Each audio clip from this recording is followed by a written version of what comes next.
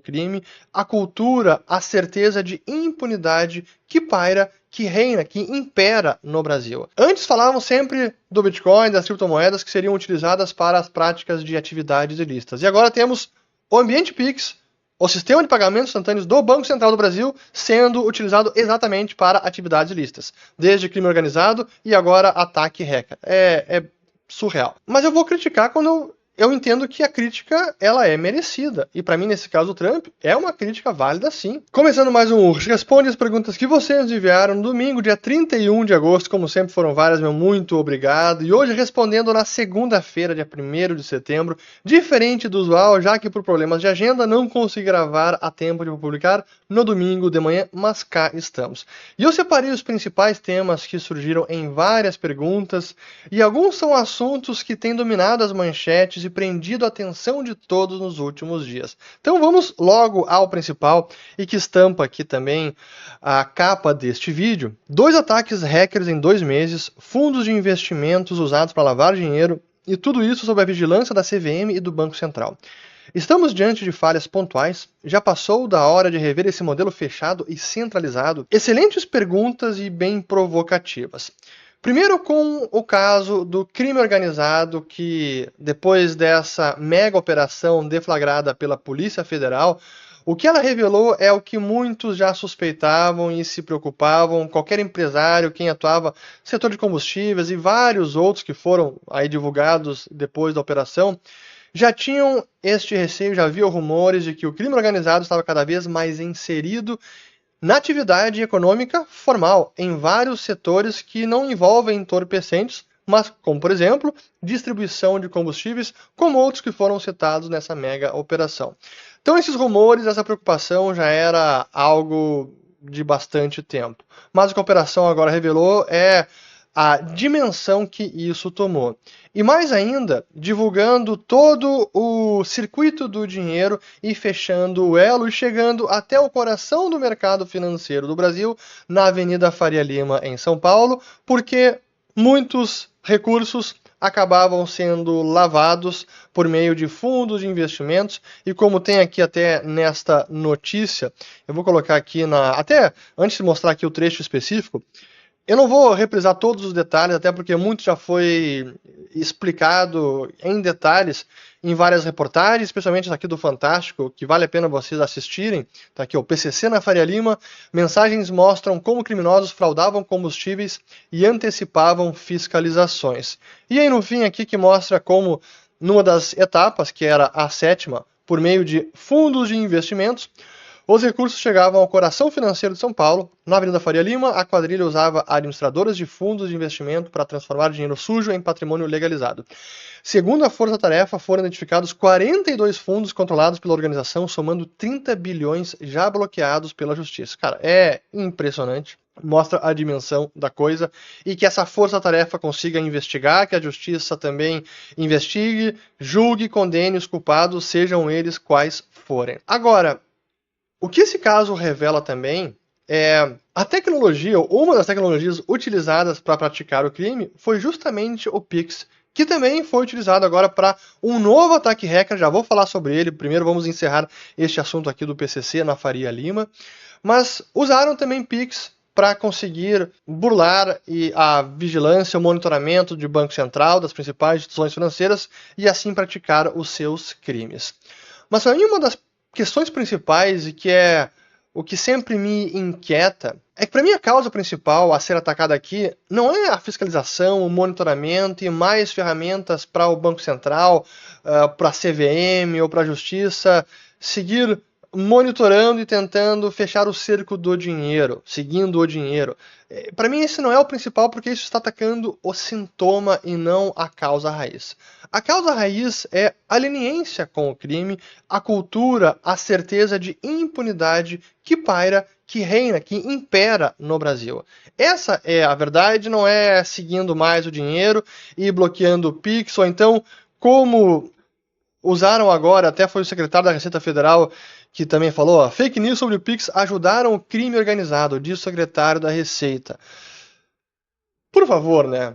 Isso tem acontecido há anos, a questão do Pix foi 2, 3 meses atrás, como se isso tivesse sido um dos grandes problemas e que permitiram o crime organizado praticar essas contravenções? Pelo amor de Deus, é um absurdo fazer esse tipo de ilação. Mas, já que não conseguiram conter o crime ou impedir a realização desses crimes, agora vem mais vigilância, mais regulações para tentar barrar, como essa nova regra aqui da Receita Federal para fintechs, que deverão informar a Receita contas com mais de 2 mil no caso de pessoas físicas, veja os efeitos práticos, enfim, mais vigilância, mais monitoramento, mas qualquer que seja a regra, qualquer que seja a restrição, os criminosos tentarão contorná-las para praticar os seus atos ilícitos, e a causa principal é que continuam impunes à medida que os crimes vão avançando e não há uma condenação de fato. Enfim, vocês não precisam chover no molhado,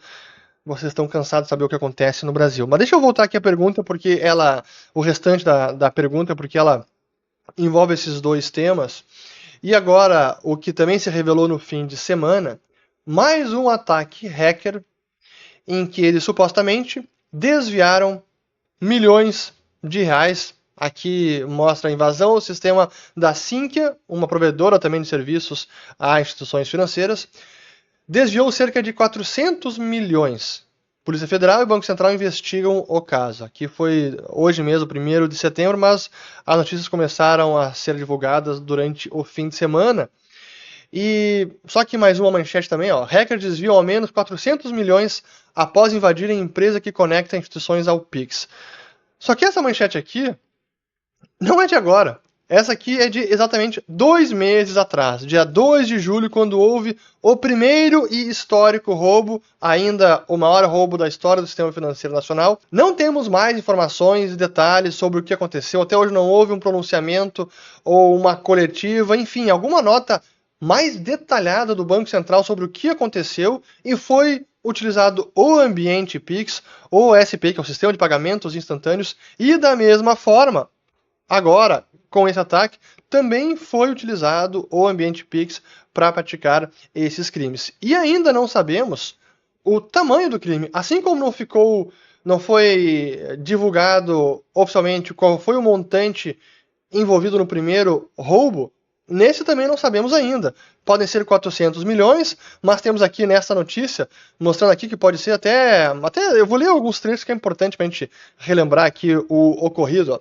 O ataque ocorreu na sexta-feira, dia 29, também na virada do mês, como foi da outra vez, e permitiu que criminosos realizassem transferências milionárias para contas de laranjas. A estimativa é de que cerca de 400 milhões tenham sido desviados. Aí, seguindo aqui mais uma parte, ó. Neste momento, verificamos que o incidente se limita apenas ao ambiente Pix. Não há evidência de atividade suspeita em nenhum outro sistema da Sinqia, além do Pix. E esse problema afeta apenas a Sinqia no Brasil. Além disso, neste momento, não temos indicação de que quaisquer dados pessoais tenham sido comprometidos. Aí, noutra notícia, com mais informações, no ataque à Sinqia, os valores podem chegar a 1 bilhão de reais. A invasão aos sistemas da Sinqia envolveu desvios de 420 milhões no HSBC e na Arta. Mas há indícios de que pelo menos 800 milhões estiveram no alvo dos criminosos e 20 instituições foram afetadas e a conta pode aumentar. Então, não sabemos ainda as informações totais, mais detalhes, o que está acontecendo, o quanto que os hackers conseguiram levar, mas estamos novamente diante de uma falha no sistema do Banco Central que, por alguma brecha, por algum provedor, conseguiu explorar uma vulnerabilidade e praticar esse roubo. O quanto que de fato eles realizaram, não sabemos, mas está sendo agora investigado. Antes era o maior roubo da história do sistema financeiro nacional, agora deve ser o segundo, ou talvez se torne o primeiro, não sabemos. Mas os montantes envolvidos é absolutamente surreal. E o que é a ironia do destino é que antes falavam sempre do Bitcoin, das criptomoedas que seriam utilizadas para as práticas de atividades ilícitas. E agora temos o ambiente Pix, o sistema de pagamentos instantâneos do Banco Central do Brasil, sendo utilizado exatamente para atividades ilícitas. Desde crime organizado e agora ataque hacker. É surreal. Mas, para encerrar esse assunto, confesso que, para mim, o principal problema não é a vigilância ou falta de vigilância, seja da CVM, seja do Banco Central. Para mim, a causa raiz é justamente a impunidade, a leniência com o crime.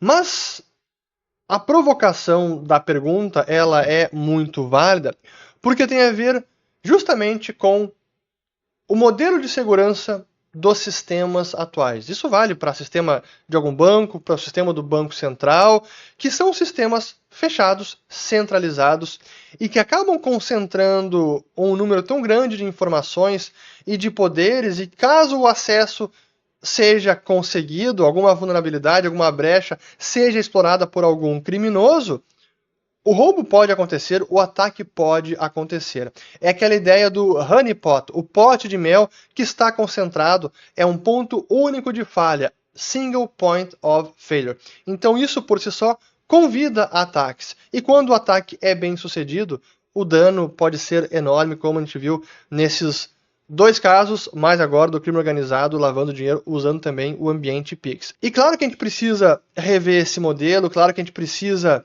entender as vantagens de um modelo como é o do Bitcoin, descentralizado, em que não há este honeypot, não há o pote de mel concentrando informações que podem ser usadas não apenas pelo Estado contra o cidadão, por questões de perseguição política, enfim, mas também por criminosos. O que me traz a uma notícia que é impressionante, surreal, para novamente usar essa palavra, porque realmente é surreal, e que evidencia exatamente esse ponto, e que tantos especialistas em segurança, em criptografia, em criptomoedas, têm alertado nos últimos anos, que é o risco de concentrar tantas informações em servidores, em órgãos, em agências, em departamentos do governo. Porque essa quantidade de informações, se alguém obtiver acesso não autorizado, ela pode ser usada para crimes contra cidadãos comuns, e é o que eu vou colocar agora na tela, esta notícia que é impressionante. Polícia Federal expõe invasão de inteligência artificial espiã do governo federal e usado pelo PCC para monitorar Moro Promotor e STF. Essa notícia aqui até da semana passada, mas essa notícia já saiu, já tem algumas semanas. Imagine o seguinte cenário: o governo federal inventa uma superinteligência artificial para uso na segurança pública, capaz de unificar e cruzar dezenas de bancos de dados sigilosos com informações sensíveis dos cidadãos e empresas, além de acessar as câmeras de segurança e trânsito em tempo real, incluindo as OCR, aquelas dos radares, capazes de fazer leitura automática das placas dos veículos ao redor de todo o país.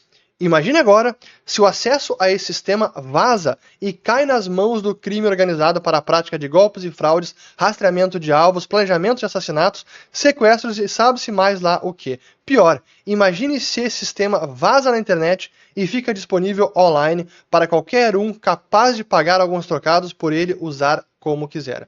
Essa história, digna de um roteiro ruim para filme policial, misturado com ação, ficção científica e até, dependendo do ponto de vista, terror, aconteceu de verdade no Brasil, não uma, mas pelo menos duas vezes. Na verdade, existem boas chances de continuar acontecendo agora mesmo. Investigação da Polícia Federal na Operação Infraude descobriu que um grupo criminoso que vendia acesso a dados de milhões de brasileiros por meio de uma plataforma na internet tinha acesso ao Cortex, o mega programa espião do Ministério da Justiça e Segurança Pública. Então, exemplo mais ilustrativo, pedagógico do que esse, eu não sei qual poderia ser. Então, para encerrar essa primeira pergunta, que é a principal, e por que a gente não consegue lidar com esses problemas e combater o crime organizado no Brasil, eu vou, no fim do vídeo, colocar um trecho de um discurso de março deste ano do presidente de El Salvador, o Nayib Bukele, sobre o Brasil. Então, acho que são reflexões importantes que têm a ver justamente com o que acontece no nosso país. Mas deixa para o fim do vídeo, tá, editor? França é a nova Grécia? Pois, qual é o pano de fundo aqui desta pergunta?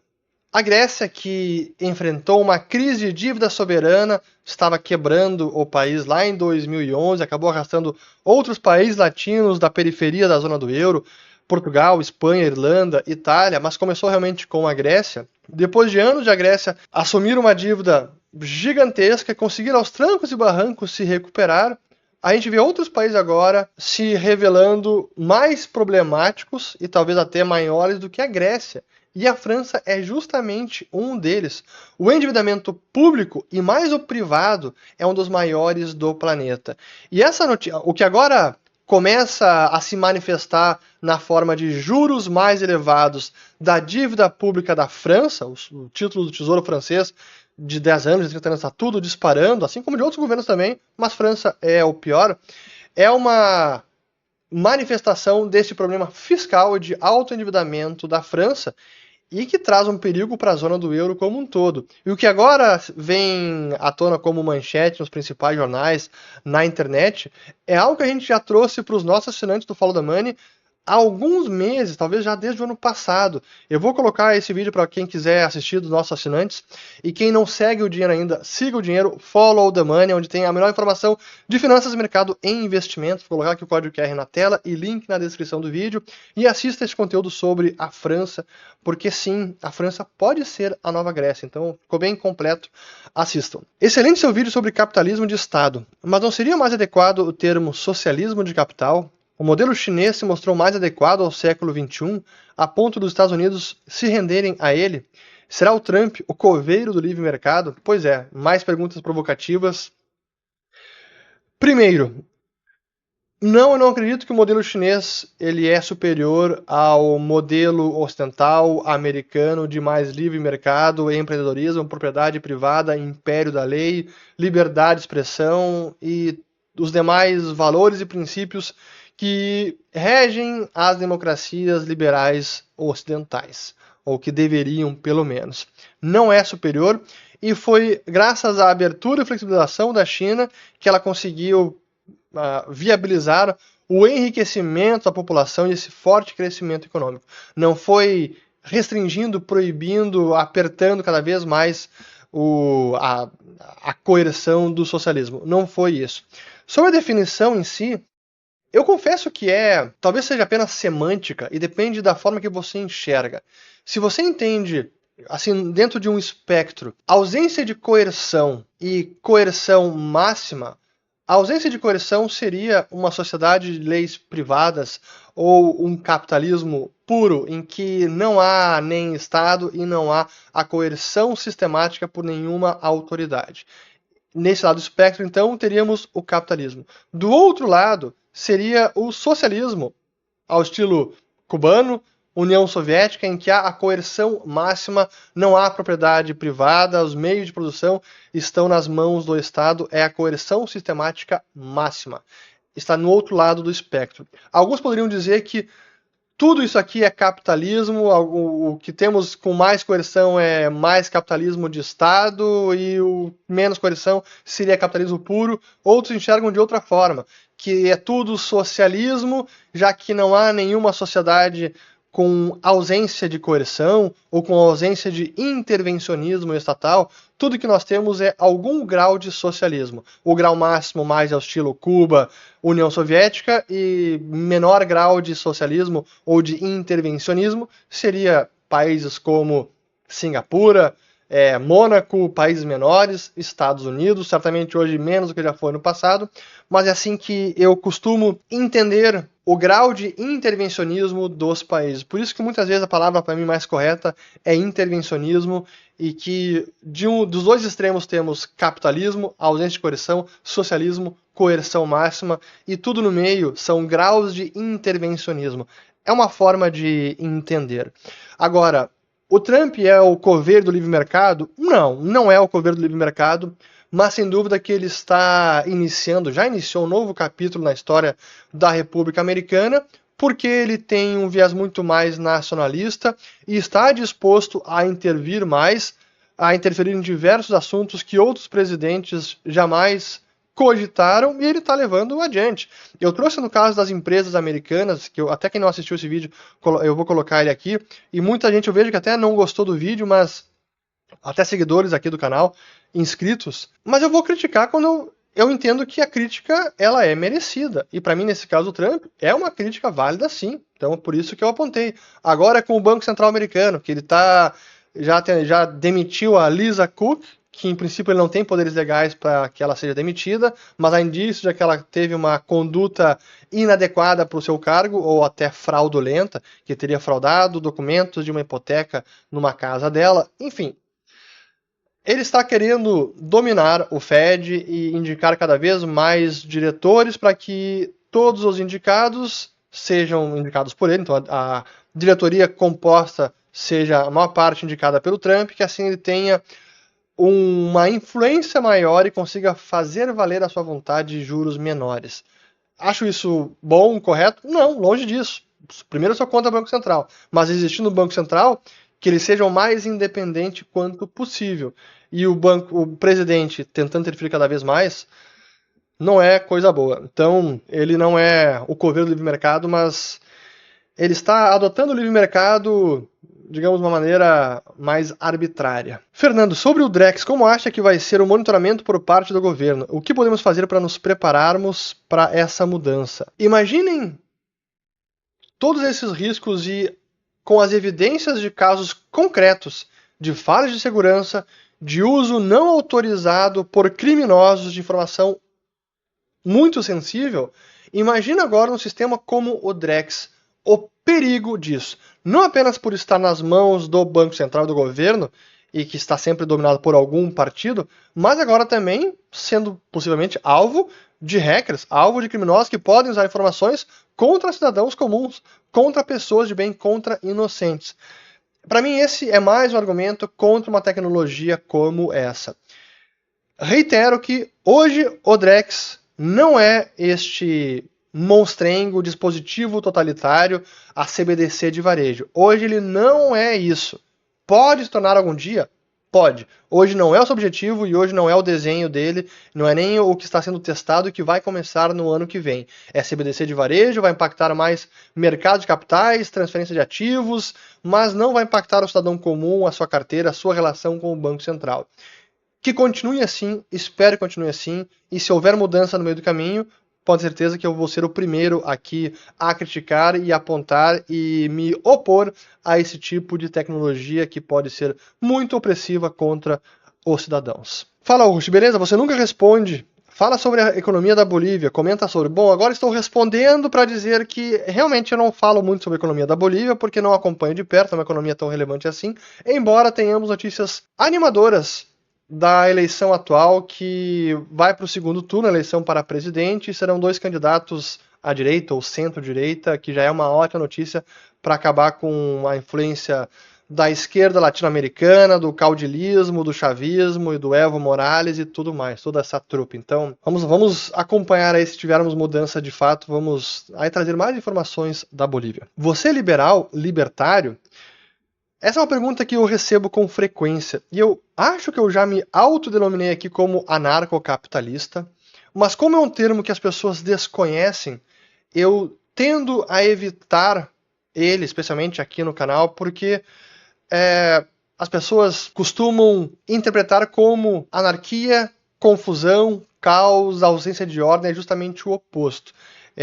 Ordem sem autoridade central. É uma sociedade de leis privadas. Mas para os fins práticos, que a nossa situação atual no Brasil, na Europa, América Latina, para mim qualquer coisa que reduza o intervencionismo, e não importa o nome do partido, a cor, o apelido, onde se diz se enquadrar no espectro político, não importa. Se as políticas forem realmente de diminuir o intervencionismo na economia, na vida do cidadão e defender, ou pelo menos preservar ou atentar menos contra a vida e a propriedade privada dos cidadãos, eu vou defender este projeto de governo, esta campanha, enfim, o que for.